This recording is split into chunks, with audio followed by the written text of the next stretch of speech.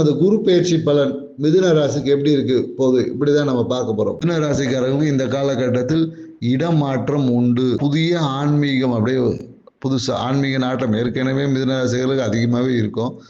உங்களை தேடி வேலை வரும். படிக்கக்கூடிய மாணவர்கள் பார்த்தீங்கன்னு வச்சுக்கங்களேன், வெளிநாடு சென்று படிப்பதற்கான சாத்தியக்கூறுகள் இருக்கு. அம்மா சார்ந்த விஷயத்துல அம்மாவுடைய அக்கௌண்ட்டை பயன்படுத்தும் போது இவங்களுக்கு ஒரு எக்ஸ்ட்ரா வருமானம் என்பது கிடைக்கும்.